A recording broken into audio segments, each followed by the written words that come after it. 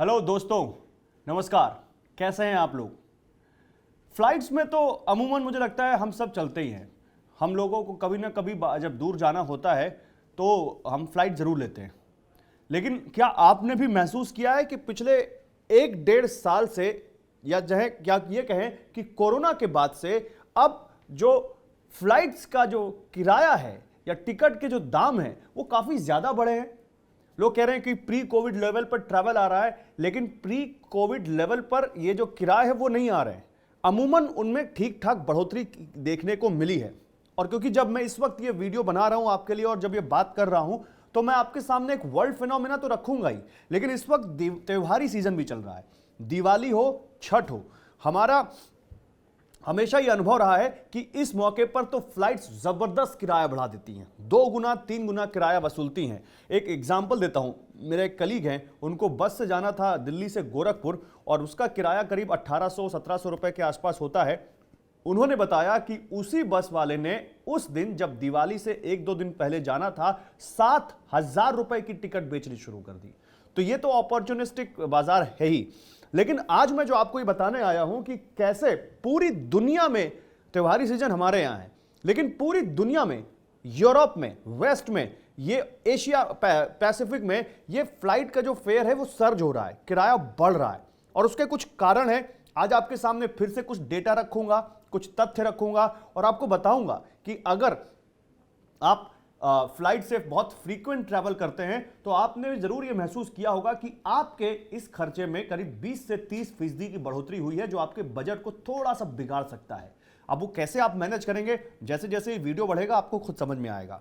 देखिए, ये अभी मैं आपको एक डेटा रखता हूं आपके सामने, इंडिया का डेटा रखता हूं, दुनिया के बारे में बाद में आऊंगा। इंडिया में 2022 में, फाइनेंशियल ईयर में, 188 मिलियन यानी करीब 19 करोड़ पैसेंजर्स ने हवाई जहाज में सफर किया है, जो कि अच्छी ग्रोथ बताई जा रही है। जबकि उसी सेम फाइनेंशियल ईयर में इंडिया में 350 करोड़ यात्रियों ने सफर किया है। आप जनसंख्या पर मत जाइएगा, हो सकता है कोई आदमी 1 बार 2 बार 3 बार 4 बार ट्रैवल करता हो, तो जितनी बार ट्रैवल करेगा उतने यात्रियों माने जाएंगे। तो करीब 350 करोड़ यात्रियों ने सफर किया है और डेली करीब 95 लाख लोग भारत में ट्रेनों में सफर करते हैं। तो ट्रेन और प्लेन का कोई मैच नहीं है। हालांकि ट्रेन के किराए भी बहुत बढ़ गए हैं, उस पर एक वीडियो कभी और होगा। लेकिन मैं आपको ये क्यों कह रहा हूं कि केवल अगर आपको लगता है कि छठ की वजह से या दिवाली की वजह से किराया बढ़ रहा है, तो ऐसा बिल्कुल नहीं है। किराया पूरी दुनिया में बढ़ रहा है। मैं अब आपके सामने एक एक करके यहां पर कुछ डेटा रखना चाहता हूं। देखिए, एक रिपोर्ट ये कहती है कि यूरोप में 2019 के मुकाबले 2023 में 20 से 30% फ्लाइट का किराया बढ़ गया है। और अगर जो वर्ल्ड के जो सबसे मोस्ट पॉपुलर रूट्स हैं उनकी बात करूं तो यहां पर यह किराया 27.4% यानी 27-27.5% के किराया वहां पर बढ़ गया है। एक दूसरा, यह क्यों हो रहा है? क्योंकि यहां पर अगर देखें, प्री पैंडेमिक पीरियड जो है उस समय से महंगाई भी बढ़ी है, तो यह भी कहा जा रहा है कि महंगाई से भी यह किराया और ज्यादा आगे बढ़ा हुआ है। दूसरा, आपको और यहां पर जानकारी देता हूं कि आखिर ऐसा क्यों हो रहा है, क्यों ये हो रहा है। पहले मैं आपको बताता हूं कि कैसे इस बढ़े हुए किराए की वजह से और बढ़ी हुई डिमांड की वजह से बहुत ज्यादा फायदा हो रहा है इस वक्त एयरलाइन कंपनियों को। जैसे मैं आपको बताता हूं, जो पैंडेमिक था, जिस समय जब ये पूरी फ्लाइट्स रुक गई और उसके बाद जब नॉर्मैलिटी आई और उसके बाद एक ट्रैवल बूम देखने को मिला, तो उसमें ह्यूज डिमांड देखने को मिली है। जो रेन एयर है, यूरोप की जो बिगेस्ट कैरियर मानी जाती है, उसके पैसेंजर नंबर्स में बहुत बढ़ोतरी देखने को मिली है और इसके अलावा उसके रेवेन्यू में बहुत बढ़ोतरी देखने को मिली है। Lufthansa, Singapore Airlines, IAG, Air France, KLM, Emirates, American Airlines, इन सब के जो रिजल्ट्स हैं वो बहुत अच्छे नंबर्स दे रहे हैं, यानी इन सबको काफ़ी फायदा हो रहा है। और लेकिन अब आप ये सोच रहे होंगे कि ये ऐसा हो क्यों रहा है। देखिए, ऐसे 2 वजह से हो रहा है, 2 वजह हैं। एक तो प्री पैंडेमिक लेवल पर एयर ट्रैवल आता हुआ दिख रहा है। मैं आपको वो भी बताता हूं कि किस तरह से ये लेवल अब अच्छे आ रहे हैं। मेरे पास वो डेटा है और वो डेटा क्या कहता है मैं आपको ये बताता हूं। आज मेरे पास बहुत सारा डेटा है। अगर मैं ये देखिए, ये वर्ल्ड वाइड डेटा मेरे पास है, अगर आपको दिख रहा हो, मैं पढ़ के भी बताऊंगा कि कैसे एयर ट्रैवल बिल्कुल 2019 जब कोरोना नहीं आया था उस लेवल पर जाकर पहुंच रहा है। 2019 में दुनिया भर में एयर पैसेंजर्स की संख्या थी 3,89,00,000, जो अब बढ़कर ये आपको बता रहा हूं ये किस तरह से नंबर ऑफ, ये फ्लाइट्स की संख्या बता रहा हूं, पैसेंजर नहीं, ध्यान रखिएगा। पूरी दुनिया में कोरोना से पहले फ्लाइट्स की संख्या जो थी वो थी 3,89,00,000, और अब जब हम 2023 में बात कर रहे हैं तो ये 3,44,00,000 के आसपास हो गई है, यानी करीब 40 लाख के आसपास का अंतर है, यानी उस लेवल पर ये पहुंच रहे हैं। अब यहां पर 40 लाख फ्लाइट्स कम है, 40 लाख फ्लाइट्स कम है, लेकिन पैसेंजर्स कम नहीं हुए, पैसेंजर्स और बल्कि प्री कोविड लेवल पर आ चुके हैं। इस कारण से एक तो डिमांड बढ़ गई है, डिमांड बढ़ गई है तो यहां पर अब जब डिमांड बढ़ती है तो जाहिर सी बात है जब उनके पास उतनी सप्लाई नहीं होगी तो वो बढ़ा देंगे, उतनी कैपेसिटी एयरलाइंस के पास नहीं है। अब कैपेसिटी एयरलाइंस के पास क्यों नहीं है ये भी देखिए, ये एयरलाइंस कह रही हैं कि उनके पास इसलिए कैपेसिटी नहीं है क्योंकि सप्लाई चेन प्रभावित हुई है, सप्लाई चेन में कमी, उतनी सप्लाई नहीं आ पा रही है जिस रेशियो में सप्लाई आनी चाहिए। दो जो सबसे बड़ी कंपनियां हैं पैसेंजर विमान बनाने वाली, एयरबस और बोइंग, उन दोनों को अभी भी अपने कस्टमर यानी एयरलाइंस की डिमांड को पूरा करने में बड़ी दिक्कतें हो रही हैं, और इस वजह से ये यहां पर ये देखने को मिल रहा है। रेवेन्यू की अगर बात कर लें तो रेवेन्यू फ्रंट पर भी ये कंपनियां बहुत ज्यादा जूझ रही थी, लेकिन अब धीरे धीरे रेवेन्यू फ्रंट पर आते दिख रही हैं। अगर यूएस डॉलर्स में बात करें, net profit in billions in US dollars की बात करें तो ये जो रेवेन्यू इस वक्त 2008 में एक मंदी आई थी तो 26.1% माइनस में चला गया था इनका रेवेन्यू। 2020 में जब कोरोना आया, मंदी में भी वो हाल नहीं हुआ था जो कोरोना आया, इनका रेवेन्यू 137.7 बिलियन डॉलर्स के घाटे में थी ये तमाम कंपनियां। ये उभरी हैं अब 4.7 बिलियन यूएस डॉलर्स के नेट प्रॉफिट में ये कंपनियां दिख रही हैं, और लग रहा है कि अब इनको फायदा हो रहा है। लेकिन जितनी इनके पास कैपेसिटी है, क्योंकि इन सब के फ्लाइट्स बहुत ज़्यादा नीचे आए, बहुत ज़्यादा इनके फ्लाइट्स नीचे आए तो बहुत ज़्यादा फ्लाइट्स इनके ग्राउंडेड हुए, और उतने उनके पास अब सप्लाई चेन नहीं है एयरलाइन और बोइंग से, तो उतनी कैपेसिटी के साथ अगर रन नहीं कर रही हैं तो जाहिर सी बात है इनको उतना रेवेन्यू नहीं मिल रहा। लेकिन जो इनकी कॉस्ट है उस पर तो अच्छा खासा ये पैसा कमा रही हैं। इसके अलावा मैं इंडिया की बात करता हूं, आपको बता दिया कि क्यों पूरी दुनिया में यह हाल है। अभी आपको यह भी बताऊंगा कि क्या यह रेगुलेट नहीं हो सकता है, क्या सरकार इस बारे में क्या कर सकती है, यह भी बात कर लेते हैं। देखिए, पूरी दुनिया में सबसे ज्यादा जो एयरलाइन पैसेंजर्स हैं वो चाइना में है।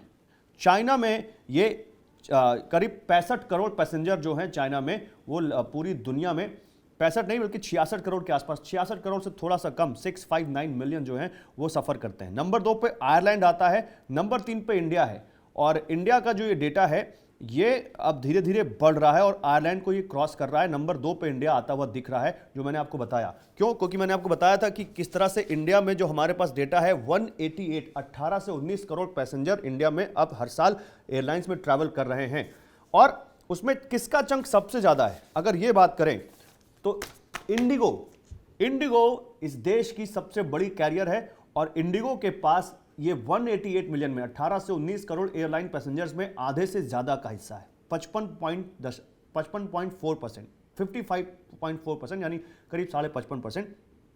नंबर 2 पे स्पाइस जेट आती है 10% पे, एयर इंडिया आती है 9.7 पे, फिर उसके बाद तमाम एयरलाइंस आती हैं। तो इंडिगो अकेले डोमिनेट करती है, मोनोपोली है उसकी। लेकिन अब आप पूछेंगे कि भाई सरकार कहाँ है? अगर इतने प्राइसेस बढ़ रहे हैं पूरी दुनिया में ये है, तो बीच में सरकार भी तो आए, जो कहती थी कि हवाई चप्पल वालों को हवाई सफर करवाना है मुझे। एक उड़ान स्कीम आई थी जिसमें एयर फेयर कैपिंग की गई थी टाइम के हिसाब से, दूरी के हिसाब से। तो अभी 3 दिन पहले केंद्र सरकार ने एक हलफनामा दायर किया है सुप्रीम कोर्ट में, और उन्होंने कहा है कि एयरलाइंस कंपनियां ही अपनी परिचालन लागत के अनुसार ही हवाई किराया तय करने के लिए पूरी तरह से स्वतंत्र हैं। एयरलाइंस का किराया तय करना सरकार के नियंत्रण में नहीं है, एयरलाइन कंपनियां ही हवाई यात्रा का किराया तय करती हैं, और सरकार इस फैसले में कोई हस्तक्षेप नहीं कर सकती। एक जनाब थे जैनुद्दीन, उन्होंने केरल हाईकोर्ट में एक याचिका दायर की थी, और उन्होंने कहा था कि त्योहारी सीजन में एयरलाइंस कंपनियों ने इतनी बढ़ोतरी कर दी, इस पर सरकार को जरूर बीच में दखलंदाजी करनी चाहिए और उनको किराया रेगुलेट करना चाहिए। सरकार ने कहा कि हम ऐसा नहीं कर सकते। केरल हाईकोर्ट में केंद्र सरकार का हलफनामा है। केंद्र सरकार ने यह भी कहा कि एयरलाइंस की तरफ से डायनामिक तरीके से किराया निर्धारित करना एक वैश्विक प्रथा है जो प्रतिस्पर्धी मूल्य निर्धारण, आपूर्ति, मांग और कई बाहरी कारकों पर आधारित है। एक वजह से किराया नहीं बढ़ता है।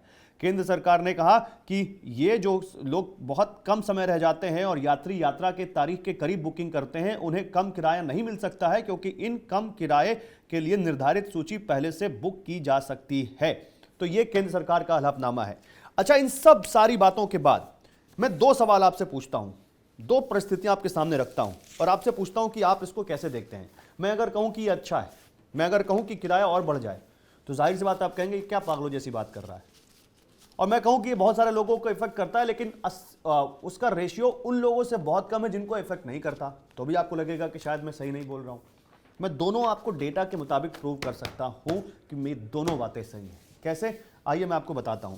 पहले तो आप ये देखिए, दुनिया में अभी भी 80% ऐसे लोग हैं जिन्होंने एयरलाइन ट्रैवल नहीं किया है। Only about 20% of the world's population has traveled by air.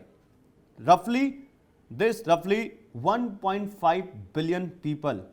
यानी केवल और केवल यहां पर आप ये कह सकते हैं कि 150 करोड़ ऐसे हैं जिन्होंने केवल और केवल एयर ट्रैवल किया है। बाकी इसके अलावा और लोग नहीं हैं जिन्होंने एयर ट्रैवल किया हो। ये बहुत बड़ी सच्चाई है और ये वैरी करती है।